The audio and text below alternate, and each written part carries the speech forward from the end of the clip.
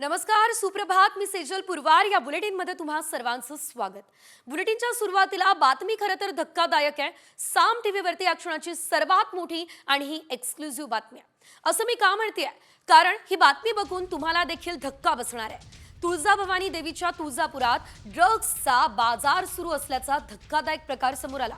2.5 वर्षांपासून तुळजापुरात हा ड्रग्सचा सुळसुळाट सुरू आहे. तब्बल 1,500 तरुण ड्रग्सच्या विळख्यात सापडल्याचा दावा केला जातोय. ड्रग्सची तस्करी आणि ड्रग्सचं सेवन याचं मोठं रॅकेट तुळजापुरात असल्याचा खळबळजनक आरोप पुजारी आणि व्यापाऱ्यांचा आहे. जिल्हाधिकारी आणि पोलीस अधीक्षकांच्या कानावर 4 महिन्यांआधी हा विषय घालण्यात आलेला आहे. मात्र त्यांनी यावरती पांघरूनच घातलेला आहे. हा गंभीर आरोप पुजारी आणि व्यापाऱ्यांनीच केलेला आहे. आणि आता याच ड्रग्स विरोधात तुळजापूरकर एकवटले असल्याचं आपल्याला एकंदरीत बघायला मिळत आहे. तुळजापुरात ड्रग्स विरोधात कारवाईसाठी मोठी बैठक घेण्यात आलेली आहे.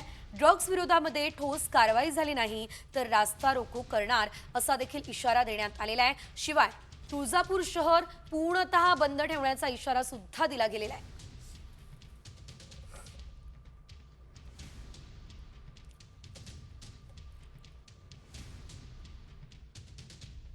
6 महिन्यापासून चालू झालेलं आहे. 6 महिन्यापासून हे निदर्शनास आलेलं आहे. गेली 2 ते 2.5 वर्ष हे चोरून हा धंदा चालू होत होता, परंतु ह्या 6 महिन्यामध्ये ओपन झालेला आहे. या ड्रगच्या प्रकरणामध्ये पोलिसांकडून तुळजापूर शहराला याच्यामध्ये न्याय मिळू शकत नाही आणि याच्यासाठी कुठल्या तरी अशा सक्षम यंत्रणेकडे याची चौकशी केली पाहिजे. ह्या तुळजापुराचं नाव बदनाम होऊन या ड्रग्समुळे झालेलं आहे. कालच्या बातमीमुळं हे सर्व गोष्टी पोलीस प्रशासनाला माहीत असताना सुद्धा ते कानडोळा करत आहेत. आणि आम्ही आत्ताच एक संदर्भात एक बैठक घेतली की ह्याच्या मागं आश्रय कोणाचा आहे, तर येथील PI आणि DSP साहेब ह्यांचा आहे, तर त्यांची तात्काळ बदली करावी. ह्यासाठी आम्ही लवकरच लोकशाही मार्गाने आंदोलन करणार आहोत.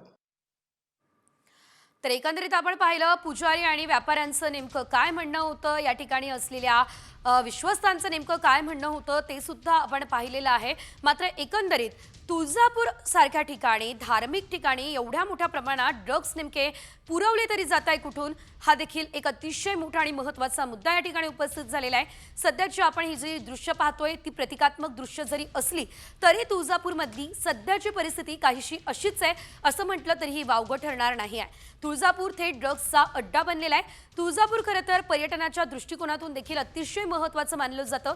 मोठ्या संख्येने संपूर्ण राज्यभरातूनच नाही देशभरातून भाविक भक्त या ठिकाणी दाखल होत असतात. आणि जर अशा जागेची अशी परिस्थिती असेल तर निश्चितच ही चिंताजनक बाब म्हणावी लागेल. महत्त्वाचा मुद्दा, तुळजापूर या ठिकाणी गेल्या अनेक महिन्यांपासून मोठ्या प्रमाणात ड्रग्सचा पुरवठा केला जातोय. तुळजाभवानीच्या तुळजापुरामध्ये ड्रग्सचा हा काळा बाजार सुरू आहे. तब्बल 1,500 तरुण हे ड्रग्सच्या विळख्यात अडकले असल्याचं आपल्याला पाहायला मिळत आहे. ड्रग्सचा सुळसुळाट जरी तुळजापुरात असला तरी हे तरुणांसाठी देखील तितकंच घातक असल्याचं आपल्याला पाहायला मिळत आहे.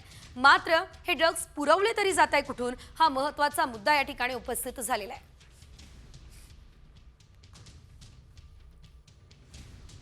तर या संदर्भात 4 महिन्यांआधी पोलिसांपर्यंत माहिती देऊन सुद्धा त्यांनी कारवाई का केली नाही, हा मुख्य मुद्दा या ठिकाणी उपस्थित होतोय. आणि या संदर्भात साम टीव्ही सुद्धा पाठपुरावा करणार आहे.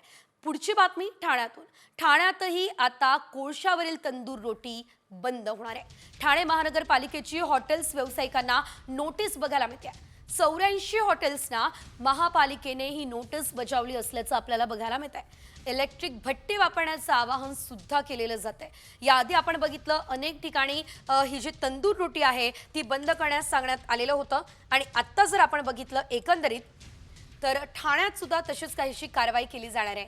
ठाणे महानगरपालिकेने हॉटेल्स व्यावसायिकांना त्या संदर्भात नोटीस सुद्धा बजावलेली आहे. आणि त्यामुळे आता हॉटेल व्यावसायिकांचं नेमकं या संदर्भात काय म्हणणं असतं हे पाहणं देखील तितकंच महत्त्वाचं असणार आहे. तंदूर रोटीला मोठ्या प्रमाणात नागरिकांची पसंती बघायला मिळते. मात्र आता तीच जर बंद होणार असेल तर या संदर्भात हॉटेल व्यावसायिकांचं नेमकं काय मत असतं हे पाहणं अतिशय महत्त्वाचं असणार आहे. शिवाय संपूर्ण राज्यभरातल्या काही मोठ्या आणि महत्त्वाच्या बातम्या आपल्याला बघायच्या आहे. 36 जिल्हे 36 रिपोर्टर्समध्ये. येरवड्यामध्ये वाहनांची तोडफोड करणाऱ्यांची धिंड काढण्यात आली. या आरोपीने लक्ष्मीनगर परिसरात 12 रिक्षा आणि 2 दुचाकींची तोडफोड केली. पोलिसांनी या आरोपीस आता अटक सुद्धा केलेली आहे.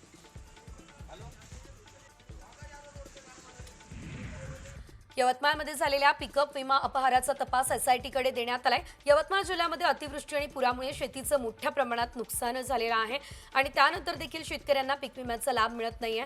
या प्रकरणात पीक विमा कंपनी विरोधात गुन्हा दाखल झालाय. आता या गुन्ह्याचा तपास एसआयटी मार्फत केला जातोय. कोल्हापूरमधल्या पन्हाळा परिसरातल्या पावनगडाच्या पायथ्याशी गव्यांचा कळप दिसलाय. तर धबधबेवाडी डोंगरामध्ये 30 गव्यांचा कळप दिसला. त्यामुळे शेतकऱ्यांमध्ये भीती आहे. तर आपण पाहतोय एकंदरीत भीतीचं वातावरण असल्यानं यावर कारवाई करावी अशी मागणीही केली जाते.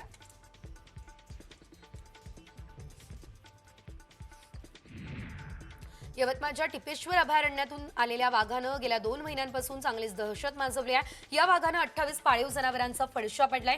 गेल्या काही दिवसांपूर्वी डाट गनचा नेम हुकला आणि त्यानंतर काहीशी थंडावलेली शोध मोहीम पुन्हा एकदा सुरू करण्यात आली.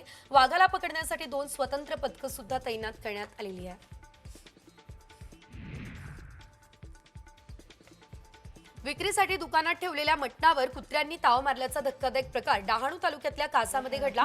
सायवन रोड परिसरातील या मटण विक्रेत्याकडून ग्राहकांच्या जीवाशी खेळ सुरू आहे. या सर्व कियासवाण्या प्रकाराकडे आता दुकानदार मात्र दुर्लक्ष करत असल्याचं आपल्याला बघायला मिळतंय.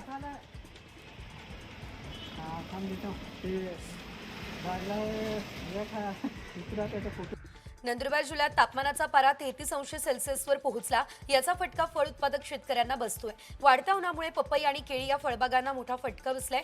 केळी आणि पपई फळबाग खराब होण्याची भीती देखील शेतकरी व्यक्त करतायत.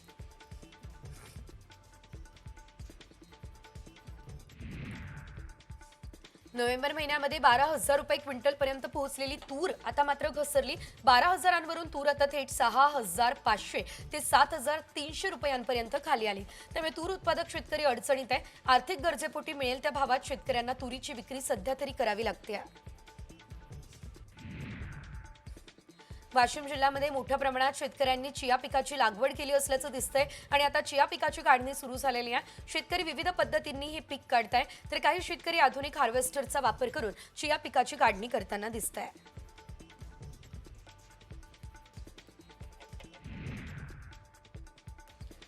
पुण्याच्या खेड तालुक्यात कांद्याच्या विक्रमी बाजारभावानं शेतकरी लखपती झाला. कांद्याला विक्रमी बाजारभाव मिळत असल्यानं खेड तालुक्यातील किवळे या ठिकाणी शेतकरी संतोष कळ यांना 7 एकरमध्ये 25 लाख रुपयांचं उत्पन्न मिळालं. त्यामुळे शेतकरी आनंदित आहे.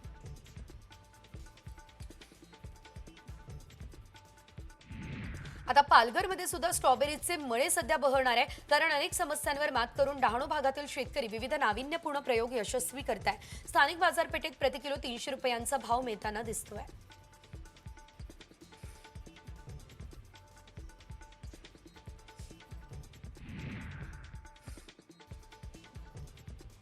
डहाणू या ठिकाणी शेतकऱ्यांचा गवार शेतीकडे कल दिसतोय. गवार पिकानं तालुक्यामध्ये चांगलं उत्पन्न दिलंय. त्यामुळे शेतकऱ्यांना आर्थिक आधार मिळतोय. सध्या गवार पिकाला दररोज 45 ते 50 रुपये प्रति किलोचा दर आहे. गुजरात आणि मुंबईसारख्या बाजारपेठांमध्ये हे पीक पाठवलं जात आहे.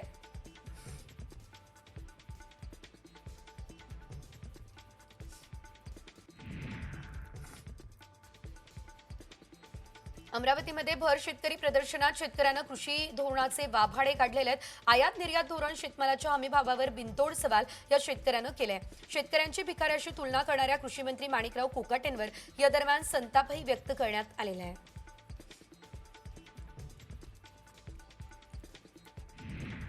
अमरावतीमधल्या अत्याधुनिक सार्वजनिक शौचालयाच्या मुद्द्यावरून बच्चू कडूंची प्रहार संघटना आक्रमक झाली. 2 वर्षांपासून धूळखात पडलेले शौचालय प्रहारने कुलूप तोडून सुरू केले. लाडक्या बहिणींच्या हस्ते या शौचालयाचं उद्घाटन करण्यात आलं. प्रहारने यावेळेस ढोल वाजवत कुलूप तोडो आंदोलन केलेलं आहे.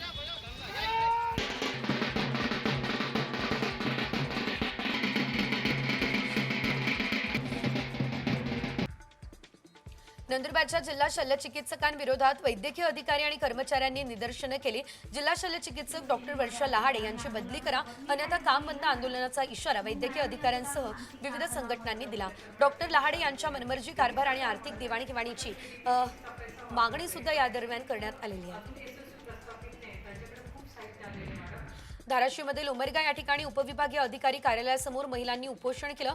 खोट्या माहितीच्या आधारे तलाठ्याची नोकरी मिळवल्याचा आरोप महिलांचा आहे. संबंधिताला सेवेतून निलंबित करण्याची मागणी सुद्धा महिलांनी केलेली आहे.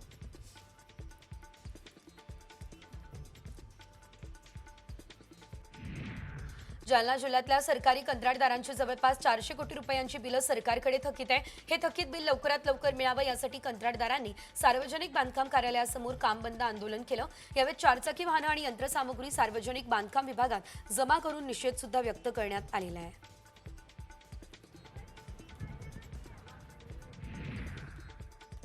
नंदुरबारमधल्या शहादा तालुक्यातील कुकावल गावामध्ये स्मार्ट मीटरला नागरिकांचा विरोध आहे. स्मार्ट मीटर बसवण्याचं काम महावितरण विभागाकडून सुरू आहे. गावात आता नवीन केबल टाकत स्मार्ट मीटर बसवण्याच्या विरोधात नागरिकांनी मोर्चा काढला असल्याचं बघायला मिळत आहे.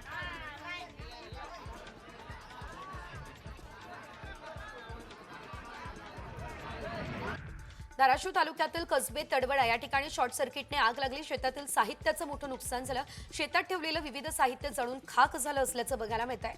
दरम्यान महावितरणने नुकसान भरपाई द्यावी अशी मागणी शेतकऱ्यांनी केलेली आहे.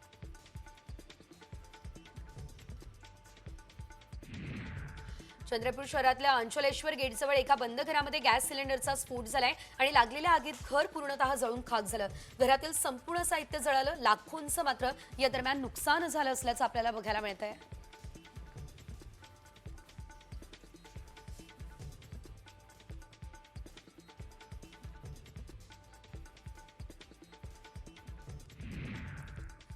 यानंतर पुढची बातमी महत्त्वाची आणि ही बातमी खरं तर तापमानासंदर्भातली आहे. राज्यात कारण उन्हाच्या झळा वाढलेल्या आहेत. पुणे आणि सोलापूर या ठिकाणी उच्चांकी 38 अंश सेल्सिअस इतकं तापमान नोंदवलं गेलेलं आहे.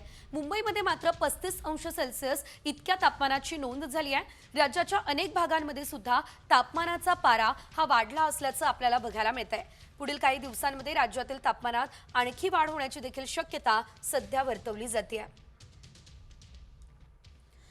सध्या आपण पाहतोय पुण्यात 38, सोलापूरमध्ये 38, मुंबईमध्ये 35 तर नागपूरमध्ये 35 अंश सेल्सिअस इतक्या तापमानाची नोंद झालेली आहे. एकंदरीत आपण जर बघितलं संभाजीनगरमध्ये 35, याशिवाय कोल्हापूरमध्ये 35, नांदेडमध्ये 35 आणि नाशिकमध्ये देखील 34 अंश सेल्सिअस इतक्या तापमानाची नोंद जी आहे ती करण्यात आलेली आहे. राज्यात उन्हाचा कडाका हा वाढला असल्याचं एकंदरीत आपल्याला पाहायला मिळत आहे. सध्या जर आपण बघितलं तर राज्यभरात सकाळी थोडा गारठा, यानंतर दुपारी उष्ण असं वातावरण आणि रात्री पुन्हा गारठा जाणवतोय. त्यामुळे आजार सुद्धा बळावलेले आहेत. त्यामुळे तुमच्या आरोग्याची काळजी घ्या. पुढे घेऊयात बातम्यांचा वेगवान आढावा टॉप 50 मध्ये. पुणे आणि परिसरामध्ये गेल्या आठवड्यापासून तापमानात वाढ झाली आहे. पुण्यात सोमवारी 36 अंश सेल्सिअस इतकं कमाल तापमान नोंदवलं गेलं. कोरेगाव पार्क या ठिकाणी सर्वात जास्त 38 अंश सेल्सिअस इतक्या कमाल तापमानाची नोंद झाली.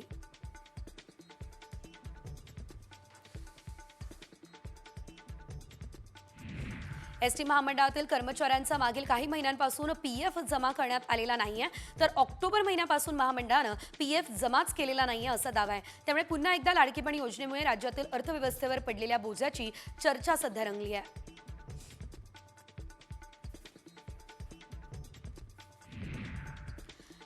यूपीआय पेमेंटच्या नियमांमध्ये बदल झाले. एखाद्या व्यक्तीचा यूपीआय व्यवहार अयशस्वी झाला तर त्याचं पेमेंट बँक खात्यामध्ये परत येणार आहे. चार्जबॅकची सर्व प्रक्रिया तो ऑटोमॅटिक होणार आहे आणि त्यामुळे ग्राहकांना जलद परतावा मिळण्यास मदत होईल. बँकांसाठी देखील प्रक्रिया सुलभ होणार आहे.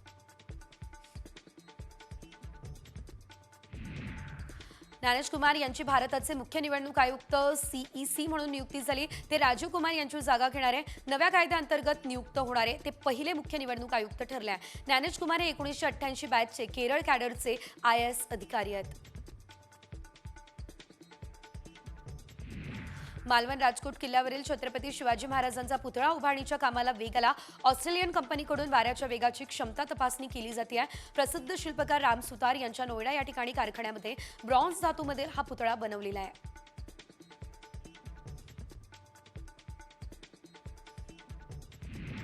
पुण्यातील शेवाळेवाडी आणि महादेवनगर या ठिकाणी परिसरामध्ये डासांच्या प्रादुर्भावामुळे नागरिक हैराण झालेले आहेत. तर कॅनॉलमध्ये सोडण्यात आलेल्या सांडपाण्यामुळे या भागात डासांचं साम्राज्य पसरलं आहे. तर या भागामध्ये डेंग्यू, मलेरिया याशिवाय जीबीएसच्या रुग्णांची संख्या देखील मोठ्या प्रमाणात वाढताना दिसते आहे. आमदार संजय गायकवाड यांनी आता वाघ्या मुरळीच्या गाण्यावर ठेका धरला. छत्रपती शिवाजी महाराजांच्या जयंती कार्यक्रमानिमित्त बुलढाणा जिल्ह्यामध्ये विविध सांस्कृतिक कार्यक्रमांचं आयोजन झालं. या दरम्यान गायकवाडांनी डान्स केलाय.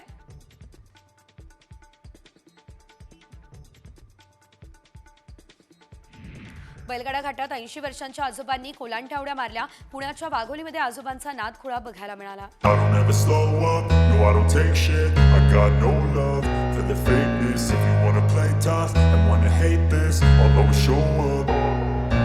I don't ever slow up, no I don't take shit. I got no love for the fakeness. If you wanna play tough. धाराशिवमध्ये येडशीमधील रामलिंग अभयारण्यामध्ये 20 दिवसांनंतर वाघाचं पुन्हा एकदा दर्शन झालं आणि या वाघाचा अभयारण्यामध्ये मुक्त संचार सुरू असल्याचं कॅमेऱ्यात कैद झालं. या वाघावर लक्ष ठेवण्यासाठी वन विभागानं तब्बल 15 कॅमेरे बसवलेत.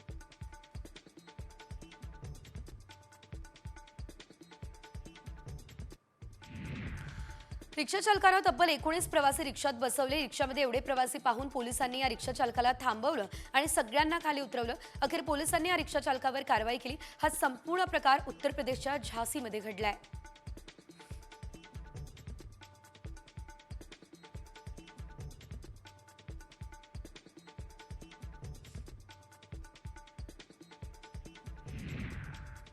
लाडक्या बहिणींना छावा चित्रपटाचे आठवडाभर मोफत शो अहिल्यानगरमध्ये आयोजित करण्यात आले. सोमवारपासून ते रविवारपर्यंत लाडक्या बहिणींना छावा चित्रपट मोफत बघता येईल. आमदार संग्राम जगताप यांनी ही घोषणा केली.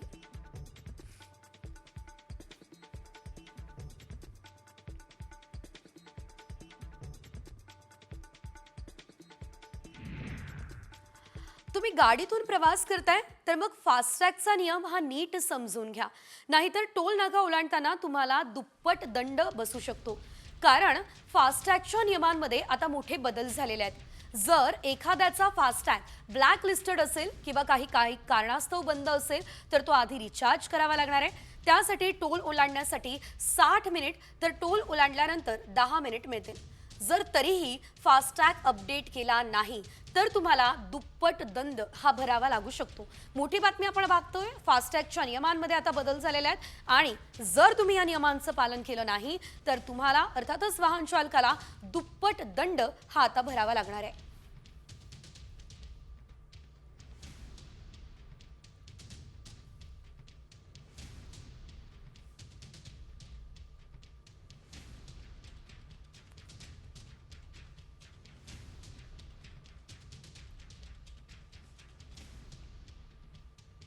आणि यानंतर इतरही काही मोठ्या आणि महत्त्वाच्या राजकीय अपडेट्स ज्यांचा आढावा घेऊयात वेगवान स्वरूपात. फडणवीस सरकारचं पहिलं अर्थसंकल्पीय अधिवेशन 3 मार्चपासून सुरू होणार आहे आणि 10 मार्चला अर्थमंत्री अजित पवार राज्याचा अर्थसंकल्प सादर करतील. या अर्थसंकल्पात लाडकी बहीण योजनेचा हप्ता 1,500 वरून 2100 होणार का हे पाहावं लागेल.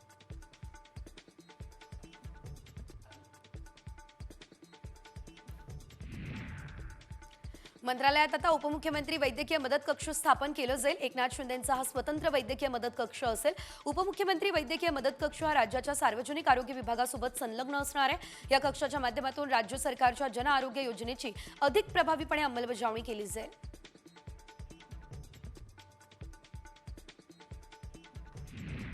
नाशिकमध्ये महायुतीमध्ये श्रेयवादाची लढाई झाल्याचं चित्र आहे. कारण भगूर नगर परिषदेच्या पाणीपुरवठा योजनेवरून शिंदे गट आणि अजित पवारांच्या राष्ट्रवादीमध्ये जुंपली. पाणीपुरवठा योजनेचे भूमिपूजन अजित पवार यांनी केले.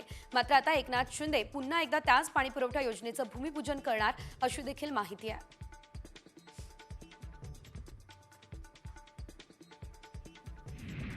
खासदार श्रीकांत शिंदे यांनी उद्या मुंबईमधील आजी माजी आमदार, खासदार, विभाग प्रमुख आणि इतर महत्त्वाच्या पदाधिकाऱ्यांची बैठक बोलावली. उद्या वरळी डोम या ठिकाणी संध्याकाळी 5 वाजता बैठकीचं आयोजन झालंय. महापालिका निवडणुकांबाबत श्रीकांत शिंदे मार्गदर्शन करण्याची शक्यता आहे.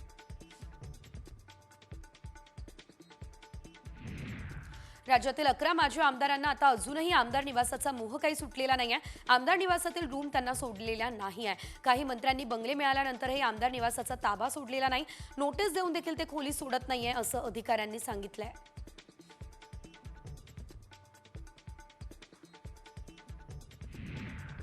सत्तावीस ते 28 दिवसांपूर्वी धस आणि मुंडेंची भेट झाल्याचा दावा भाजपचे प्रदेशाध्यक्ष बावनकुळेंनी केला. सरपंचांच्या मारेकऱ्यांना फाशी व्हावी यावरती आमचा फोकस आहे असंही बावनकुळे म्हणाले.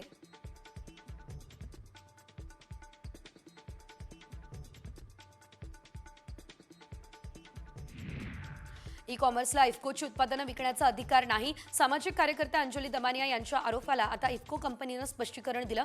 ॲग्रीबिग्री वेबसाईटला ऑनलाईन विक्रीचा अधिकार नाही आहे. हे प्लॅटफॉर्म गैरवाजवी आहे आणि गैरवाजवी किमतीमध्ये ते उत्पादनं विकतात असं स्पष्टीकरण या कंपनीनं दिलेलं आहे.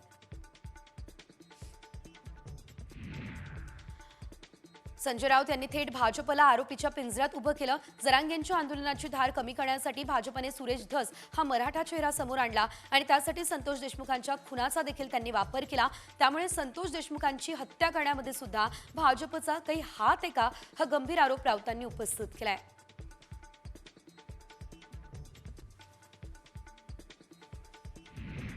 धनंजय मुंडेंचा राजीनामा कोण घेणार हे आधी ठरवा, असा टोला संजय राऊतांनी अजित पवार यांना लगावला. सिंचन घोटाळ्याच्या आरोपावेळी मी राजीनामा दिलेला होता, ज्याचा त्याचा निर्णय असतो असं सूचक विधान जे आहे ते अजित पवार यांनी केलेलं आहे. त्यावरून राऊतांनी आता दादांवरती देखील हल्लाबोल केलेला आहे.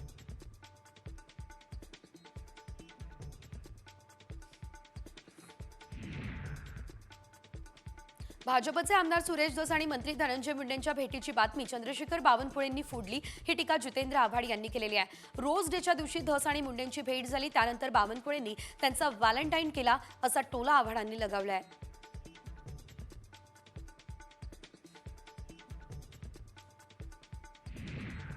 कुणावरही आरोप करून राजकीय जीवनातून उद्ध्वस्त करणं योग्य नाही आहे, असं वक्तव्य ओबीसी महासंघाचे राष्ट्रीय अध्यक्ष बबनराव तायवाड यांनी धनंजय मुंडे यांच्या संदर्भात केलं. यावेळेस त्यांनी अजित पवार आणि अनिल देशमुख यांचा संदर्भ दिलेला आहे. शिवाय त्यांच्या राजीनाम्यानंतरही त्यांच्यावरील आरोप सिद्ध होऊ शकलेले नाही असंही तायवाडे म्हणाले.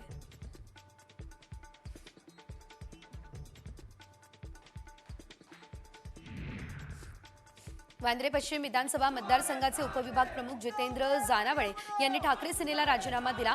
मशाल चिन्ह मिळाल्यानंतर पहिली मशाल घेऊन ते मातोश्रीवरती आले, मात्र त्यांनीच ठाकरेंचा हात सोडला.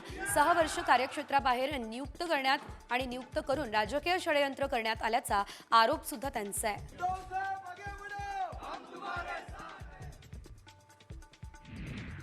रत्नागिरीच्या दापोली नगरपंचायतीमध्ये आता ठाकरे सेनेला मोठं खिंडार पडलं. इथले 5 नगरसेवक मंगळवारी शिंदे सेनेमध्ये प्रवेश करतील. या नगरसेवकांनी विधानसभा निवडणुकीपूर्वी राष्ट्रवादीमधून ठाकरे सेनेमध्ये प्रवेश केला, मात्र आता विकास कामांसाठी शिंदे सेनेमध्ये प्रवेश करत असल्याचं त्यांनी या दरम्यान सांगितलं.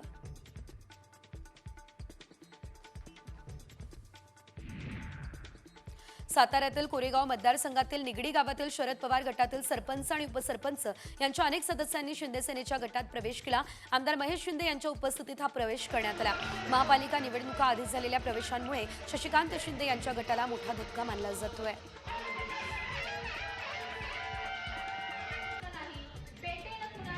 फोडाफोडीचं राजकारण आता बस करा, जनतेचे प्रश्न सोडवा, हा सल्ला ठाकरे सेनेचे धाराशिवचे आमदार कैलास पाटलांनी शिंदे सेनेला दिला.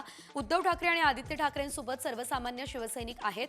कितीही दबाव टाकला तरी शिवसैनिक फुटणार नाही, हा विश्वास त्यांनी व्यक्त केला. अनेक लोक हे पक्ष प्रवेशासाठी आता रांगेमध्ये उभे आहेत आणि त्यावरती शिंदे साहेब निर्णय घेणारच आहे. हे विधान शिंदे सेनेच्या रामटेकचे आमदार आशिष जयस्वाल यांनी केलं. महाविकास आघाडीमध्ये बिघाडी झाली आहे. संजय राऊत शरद पवार यांच्याबद्दल करत असलेल्या वक्तव्यामुळे पवार काहीतरी निर्णय घेऊ शकतात, त्यामुळे आमच्याकडे काल वाढत असलेल्या कल देखील वाढतोय असा देखील दावा यावेळी जयस्वाल यांनी केला असल्याचं आपल्याला बघायला मिळत आहे. आगामी महापालिका निवडणुका भाजप स्वबळावर लढणार आहे. दुसरीकडे उपमुख्यमंत्री एकनाथ शिंदेंनी स्थानिक स्वराज्य संस्था निवडणूक महायुती जिंकणार हा विश्वास व्यक्त केला. विधानसभेसारखा स्थानिक स्वराज्य संस्था निवडणुकीमध्ये महायुतीचा झेंडा फडकणार असंही एकनाथ शिंदे म्हणाले.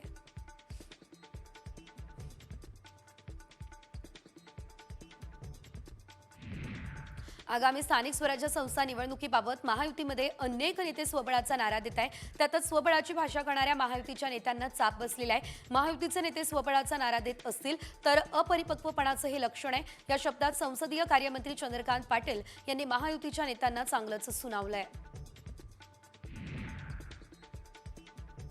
एकनाथ शिंदे यांच्या शिवसेनेचे सर्व खासदार आणि आमदार फेब्रुवारीच्या शेवटच्या आठवड्यामध्ये प्रयागराजमध्ये कुंभस्नानासाठी जाणार, ही माहिती सूत्रांनी दिली. एकनाथ शिंदे देखील त्यांच्यासोबत असतील. शिवजयंती साजरी झाल्यावर 20 तारखेला मुहूर्त ठरवला जाईल अशी सुद्धा माहिती सध्या मिळते आहे.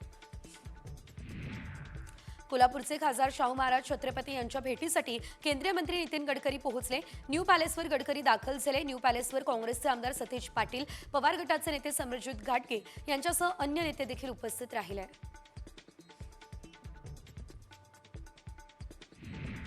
शरद पवार यांच्या राष्ट्रवादीचा आवाज म्हणून भूमिका घेणाऱ्या जयंत पाटलांचं दर्शन गेल्या काही दिवसांमध्ये दुर्मिळ झाल्याचं दिसतंय. जयंत पाटलांबाबत चर्चा सुरू आहे आणि असं असताना केंद्रीय मंत्री गडकरींच्या हस्ते इस्लामपूरमधील इंजिनिअरिंग कॉलेजचं उद्घाटन करण्यात आलं. त्यामुळे जयंत पाटील यांच्या भाजप प्रवेशाच्या चर्चांना सध्या तरी उधाण आलं असल्याचं बघायला मिळतंय. सांगोलामधल्या बाळासाहेब ठाकरे उपसा सिंचन योजनेचा भूमिपूजन समारंभ झालाय. मंत्री राधाकृष्ण विखे पाटील आणि मंत्री जयकुमार गोरे यांच्या उपस्थितीत हा कार्यक्रम पार पडलाय. माढ्याचे विद्यमान खासदार धैर्यशील मोहिते पाटलांना बसायला खुर्चीच मिळालेली नाहीये, तर माजी खासदार रणजितसिंह नाईक निंबाळकर हे मात्र खुर्चीवर बसल्याचं बघायला मिळालं.